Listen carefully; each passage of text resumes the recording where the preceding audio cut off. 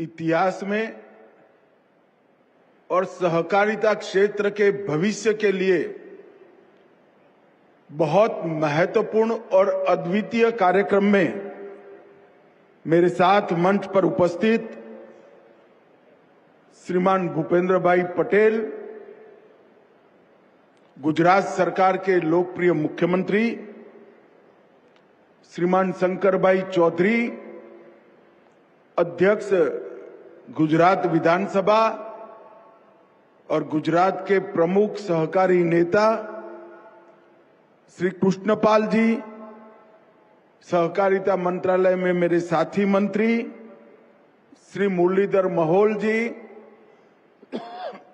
सहकारिता मंत्रालय में मेरे साथी मंत्री श्रीमान ऋषिकेश पटेल, उच्च और तकनीकी शिक्षा विभाग गुजरात के मंत्री श्री जगदीश विश्वकर्मा, सहकारिता मंत्री गुजरात राज्य, यहाँ के लोकप्रिय सांसद बकाभाई पटेल, श्री आशीष भाई भूतानी, सचिव सहकारिता श्री JM व्यास, कुलपति त्रिभुवन सहकारी यूनिवर्सिटी डॉक्टर मिनेश शाह, अध्यक्ष NDDB और भूतपूर्व अध्यक्ष इरमा, और आज गुजरात और देश भर से सहकारिता के अलग अलग क्षेत्र पर, राष्ट्रीय स्तर पर, राज्य स्तरीय और गुजरात में जिला स्तरीय काम करने वाले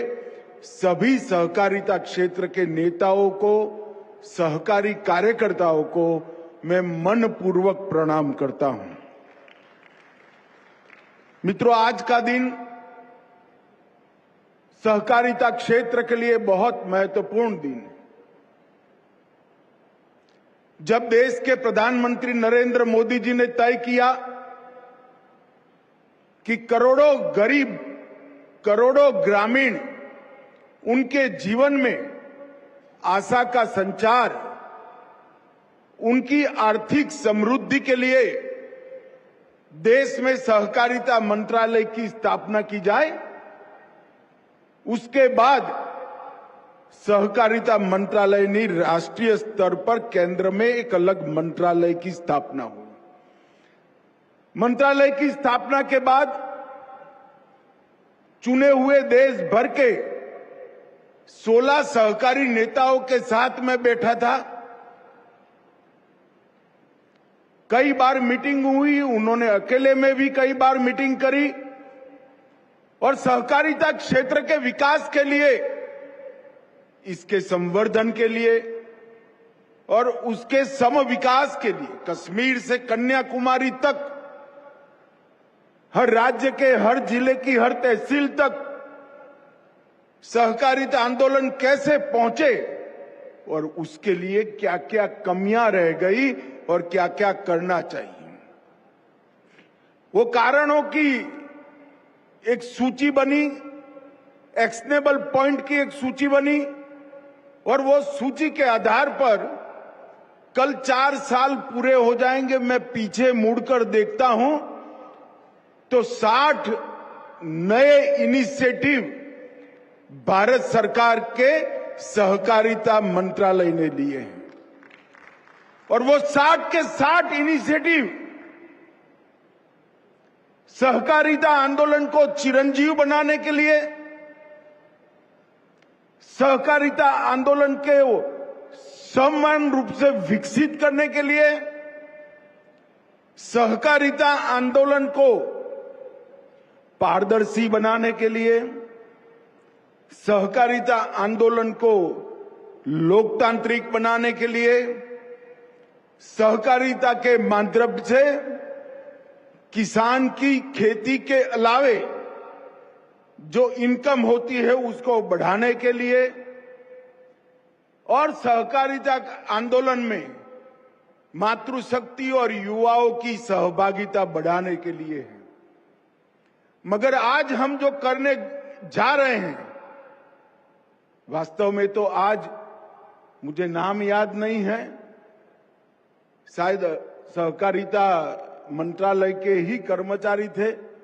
लक्ष्मी नारायण स्वरूप में बैठकर उन्होंने भूमि पूजन किया तो सहकारिता की यूनिवर्सिटी, त्रिभुवन यूनिवर्सिटी की नींव डालने का काम वहीं हो गया है।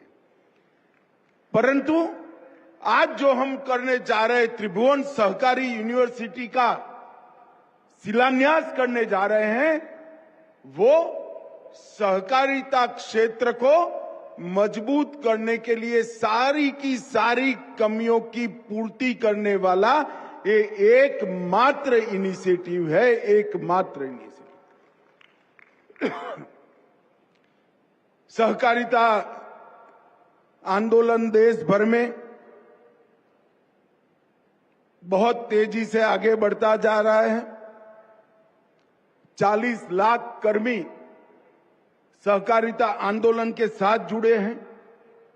80 लाख बोर्ड्स के मेंबर, पैक्स से लेकर एपेक्स तक, प्राथमिक डेयरी से लेकर नेशनल फेडरेशन तक, और कई सारी मछुआरा समिति, हाउसिंग सोसाइटी में 80 लाख बोर्ड के सदस्य हैं और 30 करोड़ लोग, देश का हर चौथा व्यक्ति सहकारिता आंदोलन से जुड़ा हुआ है।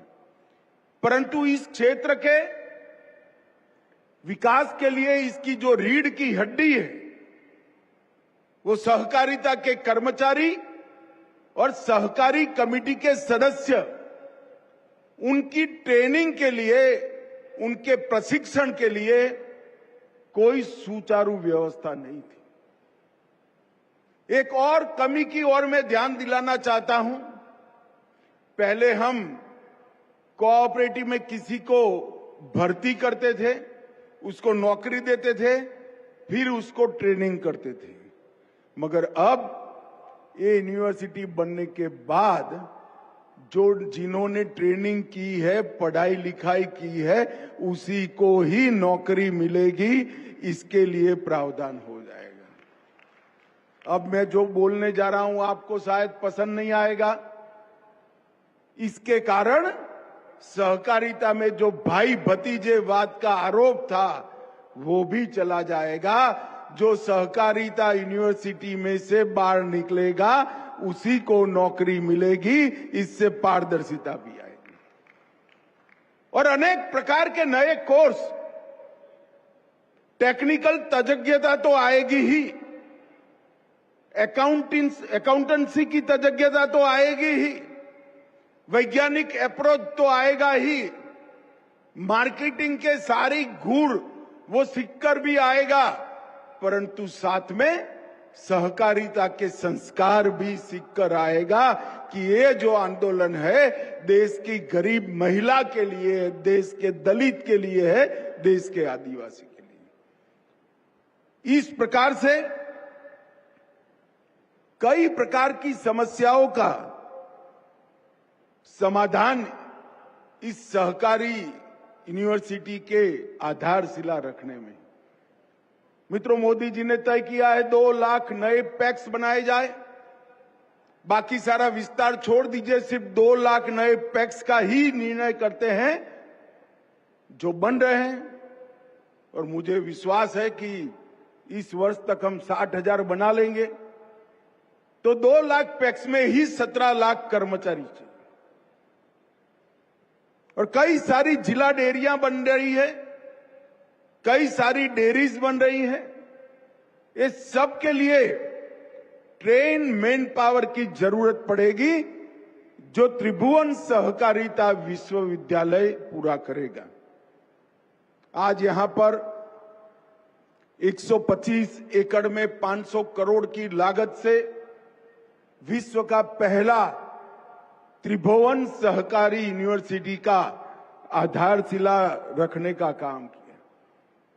ये यूनिवर्सिटी कोऑपरेटिव में नीति निर्माण का काम करेगी, डेटा विश्लेषण का काम करेगी, 5 साल, 10 साल और 25 साल की देश भर के कोऑपरेटिव के विकास की रणनीति करने का काम करेगी, अनुसंधान को भी इस यूनिवर्सिटी के साथ जोड़ा गया है। और सबसे बड़ी बात है, ये यूनिवर्सिटी सिर्फ सहकारी कर्मचारी पैदा नहीं करेगी, यहां से त्रिभुवन भाई जैसे समर्पित सहकारी नेता भी पढ़ लिख कर सहकारिता क्षेत्र की नेतृत्व करेंगे। और मित्रों, सीबीएसई ने शुरुआत की है। भूपेंद्र भाई विधानसभा अध्यक्ष और शिक्षा मंत्री तीनों यहां बैठे हैं। मेरा आग्रह है कि सीबीएसई ने पुस्तकों में, अभ्यासक्रम में 9 से 12 तक की कक्षा में सहकारिता विषय को जोड़ा है। गुजरात सरकार भी अपने अभ्यासक्रमों में सहकारिता विषय को जोड़े, जिससे आम लोग सहकारिता के महत्व को जाने। मित्रों, जब मैं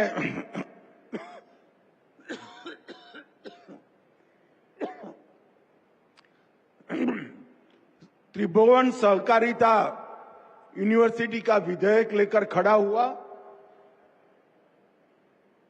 उसके पहले अध्यक्ष जी ने मुझे चैम्बर में बुलाया। उन्होंने कहा कुछ कांग्रेस के नेता मिले थे, वो कह रहे थे कि इसका नाम त्रिभुवन क्यों रखा है। मैंने बोला ठीक है अध्यक्ष जी, अब उनका विरोध है तो मुझे जवाब देना पड़ेगा, क्या कर सकते हैं, ये तो सरकार का निर्णय है। मैं आज कांग्रेस के उस नेताओं को जवाब देने के लिए इस मंच पर बैठा हूं कि यूनिवर्सिटी का नाम त्रिभुवन सहकारी यूनिवर्सिटी क्यों रखा। शायद उन लोगों को मालूम नहीं था, त्रिभुवन ये ईश्वर का नाम से ये यूनिवर्सिटी नहीं रखा है, त्रिभुवन दास काशीदास पटेल के नाम से यूनिवर्सिटी का नाम रखा है।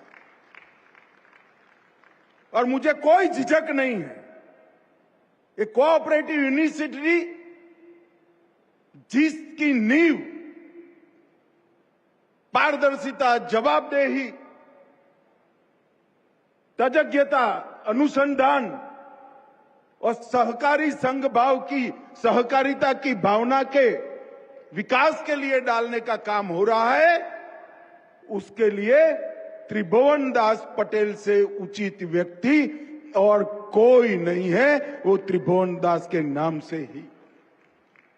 कांग्रेस के नेताओं को तो बेचारों को यह भी मालूम नहीं था कि त्रिभुवन दास जी मेरी पार्टी के नेता नहीं थे, त्रिभुवन दास जी कांग्रेस पार्टी के नेता थे। उस वक्त तो मेरी पार्टी की स्थापना भी नहीं हुई थी।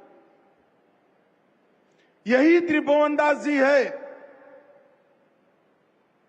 जिन्होंने पॉल्सन रैली की दादागिरी के सामने सरदार पटेल के मार्गदर्शन में यही भूमि पर, यही वीर भूमि पर एक नया विचार का बीज बोने का काम किया। एक छोटी सी मंडली दूध इकट्ठा करने की रखी गई और उसके माध्यम से किसानों की सशक्तता के लिए एक बहुत बड़ा अभियान चला।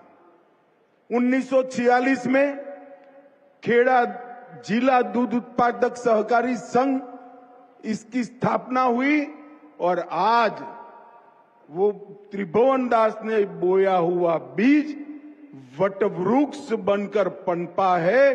36 लाख बहनें 80,000 करोड़ का कारोबार करती है और किसी ने 100 रुपए से ज्यादा पूंजी नहीं रोकी। पॉल्सन की शोषणकारी नीति के सामने सहकार की, संगठन की शक्ति खड़ी करने का काम ये त्रिभुवन दास जी ने किया। और आज अमूल ब्रांड से विश्व का खाने पीने की चीजों के क्षेत्र में सबसे मूल्यवान ब्रांड अमूल बनकर उभरा है। ये हम सब के लिए गौरव का विषय है। और मित्रों, धीरे धीरे दीपक की तरह जलकर उन्होंने सहकारिता आंदोलन को सींचने का काम किया और जब उन्होंने अपने आप अमूल के अध्यक्ष के पद से रिटायरमेंट लिया, तब 6 लाख बहनें एक कारोबार के साथ जुड़ी थी। सबने 1-1 रुपया देकर 6 लाख रुपया त्रिभुवन भाई को थैली भेंट की।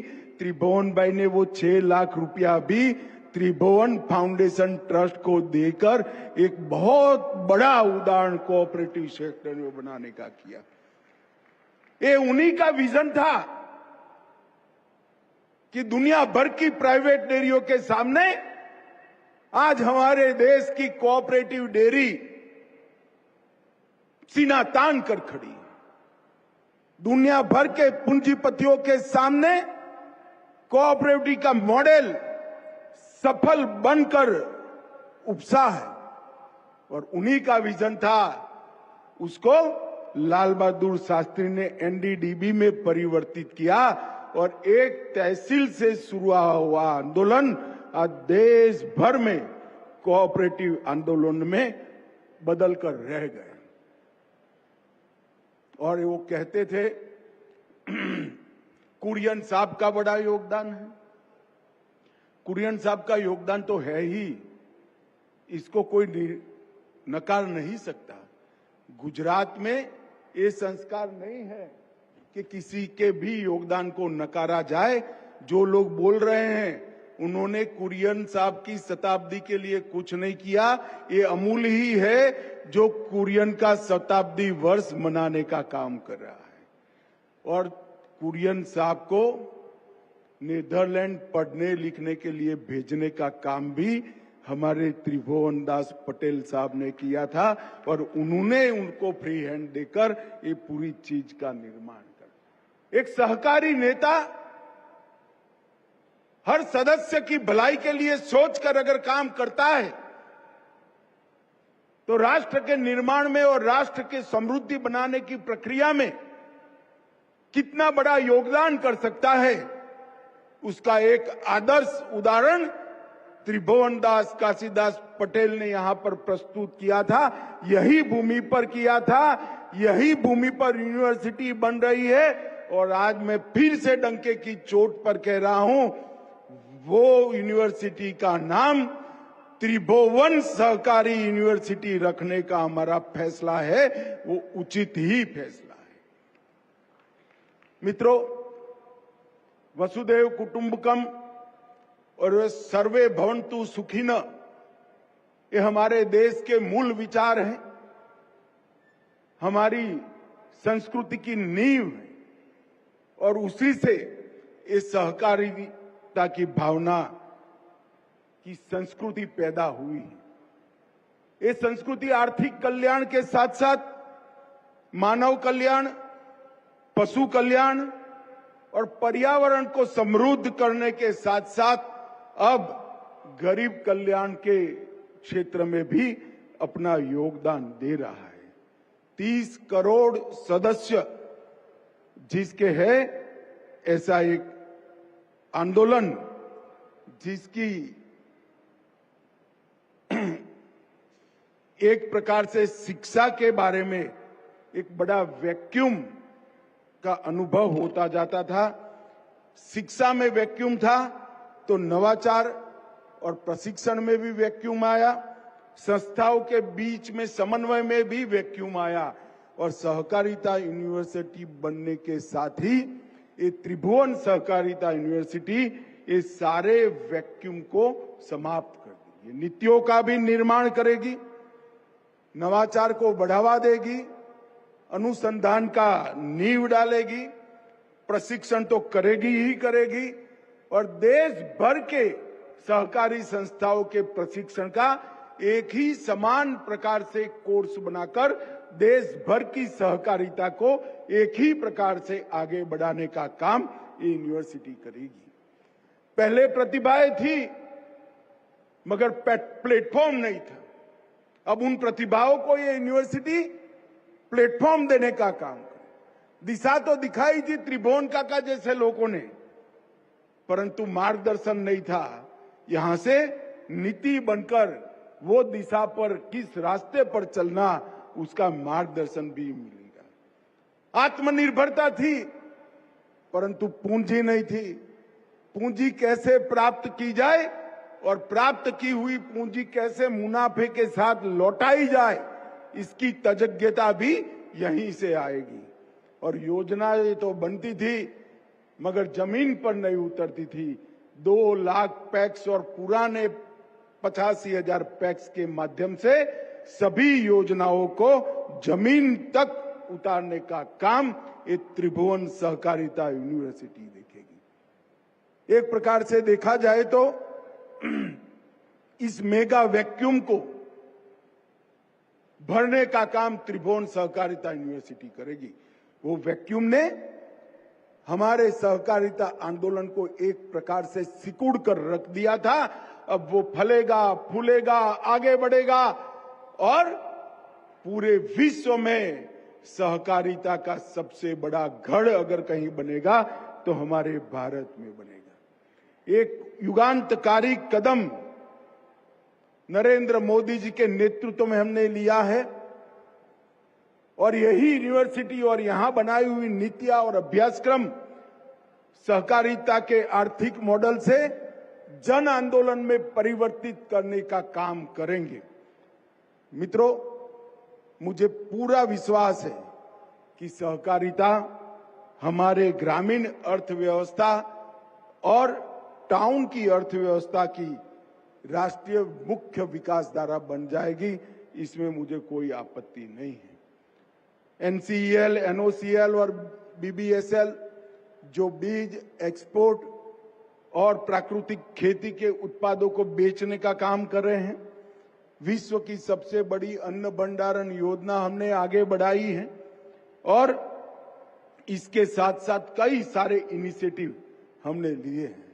परंतु ये सब के लिए योग्य कर्मचारी मिलना, इस सब के लिए योग्य सहकारिता आंदोलन के सिपाही मिलना, ये काम ये यूनिवर्सिटी करेगी। पैक्स, डेयरी, मत्स्य पालन, शहरी सहकारी बैंक, आवास, क्रेडिट और खादी ग्राम उद्योग, कई सारे क्षेत्रों में अब एक्सपर्टी की जरूरत है। हम कोऑपरेटिव टैक्सी भी लाना चाहते हैं, कोऑपरेटिव इंश्योरेंस कंपनी भी बनाना चाहते हैं। अगर ये सब करना है तो हमें हर क्षेत्र के विशेष ज्ञान वाले अधिकारी भी चाहिए, कर्मचारी भी चाहिए और सहकारी नेता भी चाहिए। अब पैक्स नई पीढ़ी की सहकारिता को स्टार्टअप के साथ जोड़ेंगे। डिजिटल प्लेटफॉर्म, डेटा ड्रिवन निर्णय और डेटा के आधार पर एनालिसिस कर नीतियों का निर्माण करना है, वो हमारी यूनिवर्सिटी करेगी। इसमें डिजाइन और विषय वस्तु का मानकीकरण, सहकारी क्षेत्र में उत्कृष्ट केंद्रों का स्थापन, अनुसंधान केंद्र और हर राज्य में संबद्ध कोऑपरेटिव प्रशिक्षण के संस्थान बनाने का काम ये यूनिवर्सिटी करेगी। शुरुआत अभी हुई है। पूरा अभ्यासक्रम बनाने की प्रक्रिया भी चल पड़ी है। इससे मैं आज पूरे देश के सहकारिता क्षेत्र का आह्वान करना चाहता हूं कि देश भर के सहकारिता के प्रशिक्षण से जुड़े हुए विशेषज्ञ सहकारिता यूनिवर्सिटी, त्रिभुवन सहकारी यूनिवर्सिटी से जुड़े और अपना योगदान दे। भाइयों बहनों, मुझे विश्वास है कि यूनिवर्सिटी आने वाले दिनों में देश भर की सहकारिता को मजबूत करेगी, आगे बढ़ाएगी और एक प्रकार से सहकारी कार्यकर नाते मुझे संतोष भी है, मोदी जी ने आज त्रिभुवन काका को सच्ची श्रद्धांजलि देने का काम किया है। हम सब ने त्रिभुवन काका के योगदान को एक बार जोर से ताली बजाकर समग्र देश के सामने रखना चाहिए।